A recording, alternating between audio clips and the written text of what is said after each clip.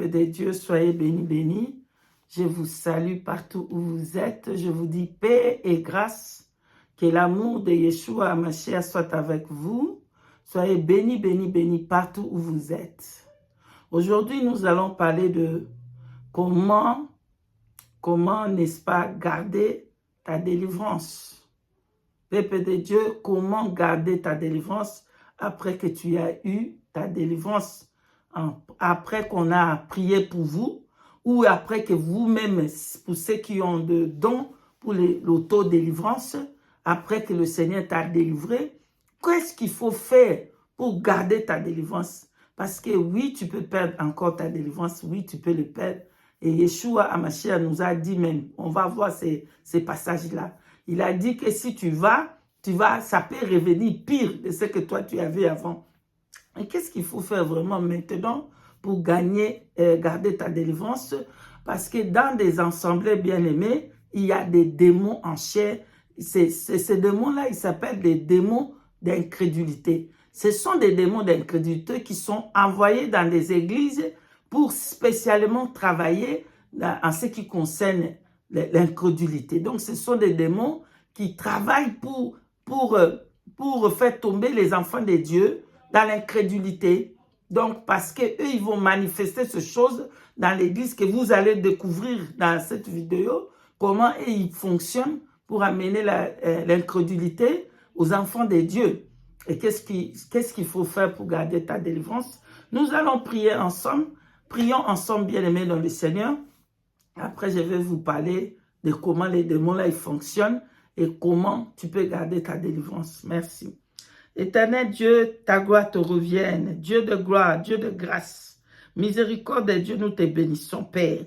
Merci pour le sang de ton Fils qui continuellement criait pour nous justifier, nous sanctifier. Nous, ton peuple des pauvres pécheurs, des pauvres pécheresses, nous te demandons pardon, Père, que le sang de ton Fils nous nettoie tous les secondes de nos vies, tous les minutes, les heures, des années, des mois, tant qu'on sera sur cette terre, que le sang continue à crier, à nous justifier. Merci, Père, pour avoir béni ces moments. Laissez que ton Esprit Saint prenne le contrôle et domine, et que je me fasse, Saint-Esprit, et que tu domines. Bénis tout ton peuple de partout où ils sont, au nom au-dessus de tous les noms, Yeshua HaMashiach, nous t'avons ainsi prié. Amen.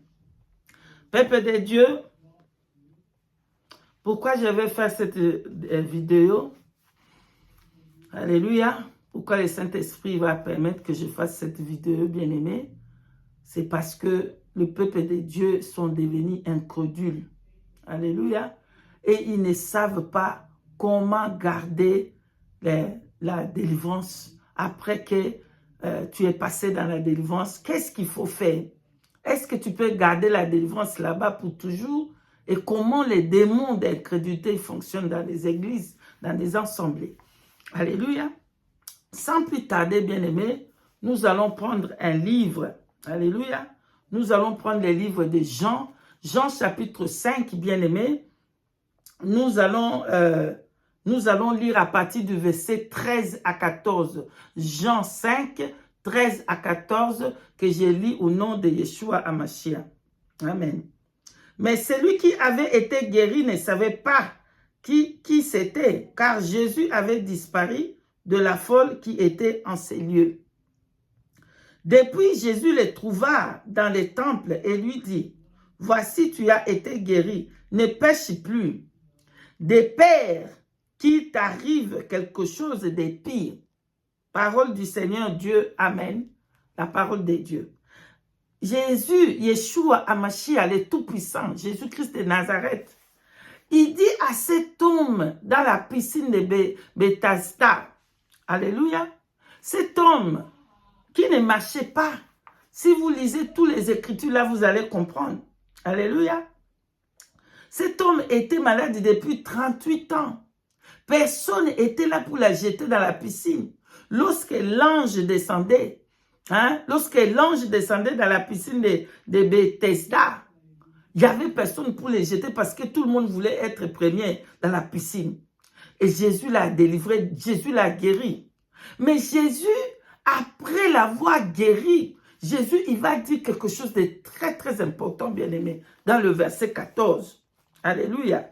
Il dit, puis Jésus trouva dans le temple et lui dit, voici, tu as été guéri. Ne pêche plus de peur qu'il t'arrive quelque chose de pire. Parce que s'il péchait, maintenant ce qui allait arriver à cet homme, ça allait être pire de ce qu'il était dans le lit. Vous comprenez? C'est-à-dire que non seulement il va retourner comme il était avant, mais quelque chose de pire va lui arriver à cause du péché. Bien aimé, donc nous allons prendre une autre écriture avant que je vous parle de ce qu'il y a à parler aujourd'hui. Nous allons prendre une autre écriture bien aimée, dans le livre de Matthieu chapitre 12. Nous allons lire du verset 43 à 44. Matthieu chapitre 12. Amen. Du 43 à 44. Nous lisons au nom au-dessus de tous les noms, Yeshua HaMashiach. Lorsque l'esprit impur est sorti d'un homme, il va par des lieux arides, cherchant du repos, et il s'en trouve point. Alors il dit, je retournerai dans ma maison d'où je suis sorti, et quand il arrive, il la trouve vide, balayée et ornée. Nous continuons au 45. Il s'en va et il prend avec lui 7 autres esprits plus méchants que lui. Il entre dans la maison, ils établissent, et la dernière condition de cet homme est pire que la première. Il en sera de même pour cette génération méchante. Parole du Seigneur Jésus-Christ. Amen. Bien-aimés dans le Seigneur, Yeshua HaMashiach va nous dire, alléluia, quand on fait la délivrance, les démons s'en vont dans les lieux arides, ils attendent là-bas. Cette maison-là, ça veut dire vous. Nettoyer, orner, balayer, enlever tous les saletés, tous les bagages sont partis. Les démons, ils attendent là-bas.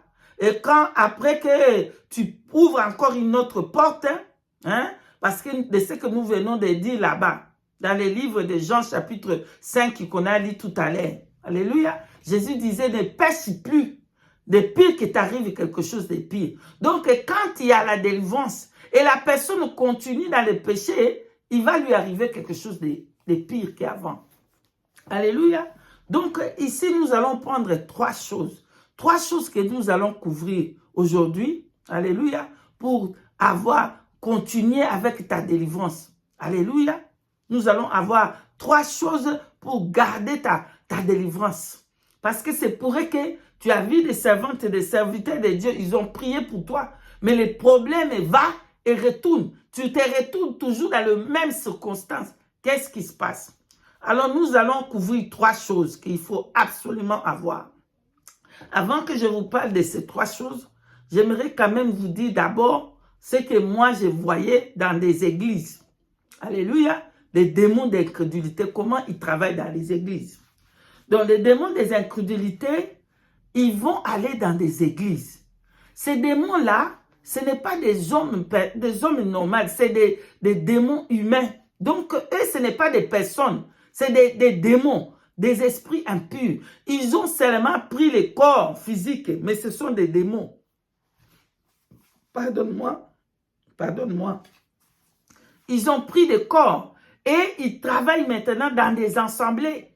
Qu'est-ce qu'ils vont faire ces démons-là? Moi, je ne comprenais pas, mais Saint-Esprit, mon ami fidèle, il m'expliqua, il me faisait voir les écailles tomber afin que je vois qu'est-ce que réellement ça se passe dans des églises. Avec ces personnes qui viennent, on prie pour lui, il tombe, il va demain, il vient encore, il tombe, il fait que tomber tout le temps, la personne, il tombe toujours. Il tombe demain, l'autre jour, il vient, il tombe toujours avec le même problème, il retourne avec le même problème. J'ai regardé Saint-Esprit me fait tomber les écailles. Il dit, tu ne comprends pas? Oui, je ne comprends pas, j'ai répondu. Mais parce que ce sont des démons. Des démons d'incrédulité. Et les démons d'incrédulité, pourquoi leur but dans les églises? Leur but là-bas dans l'église, c'est pour que les enfants, des vrais enfants de Dieu, ne puissent plus avoir la foi en Dieu. pour commencer à dire non, Dieu n'agit jamais, Dieu ne guérit jamais, Dieu ne fait pas de délivrance, Dieu comme ça, ce sont eux qui viennent travailler dans les églises. Et vous allez voir le même problème, il va venir avec ça. Il ne va pas se fatiguer. Hein. Les démons ne se fatiguent pas. Ils vont venir à même problème, Et les hommes de Dieu, les servantes, ils vont faire le jeûne, le jeûne de prier, tout ça. C'est le même problème qui retourne. Alors, mais il y a aussi des cas que une sœur ou un frère qui n'est pas un démon, qui est une personne normale, mais qui est attaqué seulement. Pourquoi? Parce que les démons ne se fatiguent pas. Ils vont attaquer. Lorsqu'il y a des portes qui sont ouvertes, ils vont utiliser ces portes-là pour attaquer dans la même chose. Cela ne veut pas dire qu'ils sont des démons. Mais c'est pour ça que je vous dis toujours, il faut avoir le Saint-Esprit, et le Saint-Esprit va donner l'esprit de discernement. Amen. Donc, 3 choses nous allons couvrir. Première chose que nous devons avoir absolument, c'est vivre une vie de sanctification. Une vie de sanctification totale. La sanctification des dedans et des dehors. Bien-aimé, Hébreux chapitre 12, verset 14. Je ne vais pas me fatiguer de vous dire ça. Je ne vais pas me fatiguer. Alléluia. Cette chaîne, ça s'appelle la sanctification des dedans et des dehors. Donc, je ne vais pas me fatiguer. Cette chaîne est les chaînes de sanctification de dedans et de haut, les chaînes de Yeshua Mashiach. Alléluia. Pour préparer l'église pour l'enlèvement. Alléluia. Donc, parler pour la femme, les femmes de se dépouiller. C'est pour ça que je veux tout le monde. Ce n'est pas seulement les femmes, même les hommes de se dépouiller. Alléluia. Donc, bien-aimés dans le Seigneur, la sanctification, Hébreux chapitre 12, verset 14. Sans la sanctification, personne ne verra Dieu. Non seulement tu ne vas pas voir Dieu, mais ici sous terre, tu vas être tourmenté avec des démons. Ils vont vraiment bien blaguer avec toi. Ils vont vraiment bien jouer avec toi. Parce que tu ne vis pas une vie de sanctification. Tu vis une vie de péché. Voilà pourquoi les démons vont faire la fête. Toute la nuit, ils vont venir, ils vont faire la fête. Alléluia. Pourquoi? Parce que tu ne vis pas une vie de sanctification. Lorsqu'ils vont venir, ils trouvent toujours des portes, ils vont entrer, il fait comme il veut, il sort. Pourquoi? Parce que tu n'as pas la sanctification. Donc, important, number one, rule number one. Il y a 3 qu'on avait dit qu'on va couvrir. Première, c'est la sanctification. Vivre une vie de sanctification des dedans et des dehors. Troisièmement, bien-aimé dans le Seigneur, c'est de se revêtir de la puissance de Dieu. Éphésiens chapitre 6. Alléluia. Lisez là-bas. Vous allez voir comment se revêtir avec des armes puissantes. Pourquoi? Parce que ce sont des démons, ils vont venir pour le combat. Et toi, il faut que tu te revêtes de ces armes. Alléluia.